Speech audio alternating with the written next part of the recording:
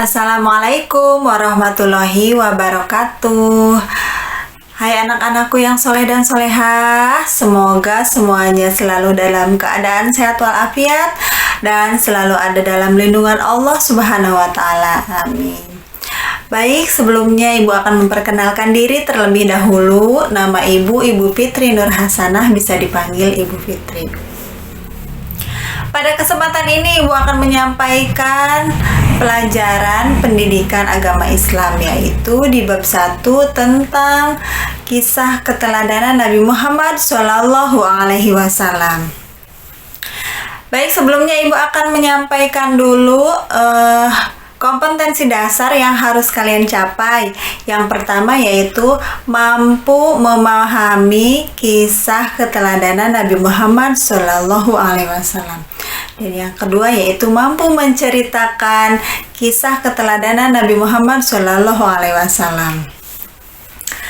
Anak-anak, kenapa sih kita itu harus mengetahui kisah Nabi Muhammad SAW? Karena Nabi Muhammad adalah Nabi yang terakhir yang diutus oleh Allah ke muka bumi ini untuk menyempurnakan akhlak manusia. Nah, karena akhlak Nabi Muhammad SAW itu sangat mulia dan harus kita contoh.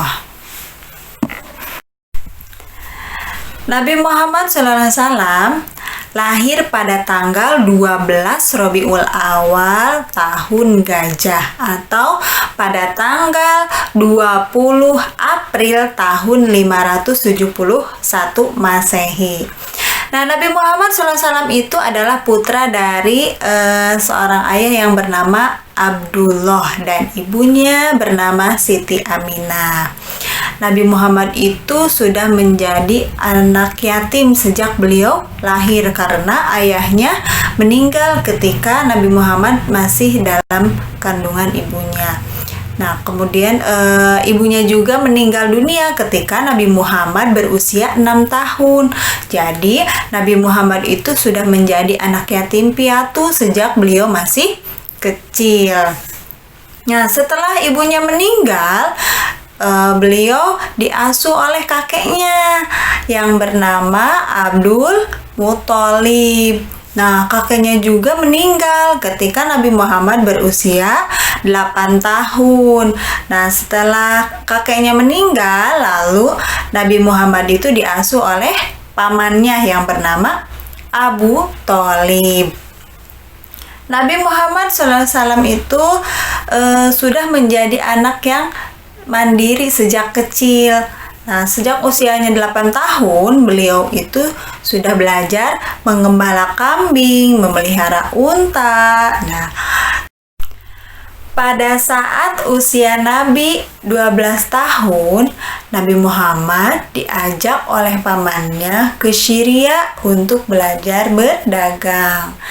Nah, setelah dewasa, Nabi Muhammad bekerja kepada seorang saudagar kaya yang bernama Siti Khadijah. Nah, beliau bekerja dengan sangat tanggung jawab dan Siti Khadijah pun sangat puas dengan pekerjaan Nabi Muhammad SAW. Di mata penduduk Mekah, Nabi Muhammad itu sangat dipercaya karena kejujurannya. Nah, oleh karena itu, Nabi Muhammad diberi gelar Al-Amin yang artinya orang yang dapat dipercaya. Penduduk Mekah juga sangat mengagumi kejujuran, kemandirian, dan tanggung jawabnya. Juga Nabi Muhammad selalu melakukan segala sesuatu itu dengan percaya diri.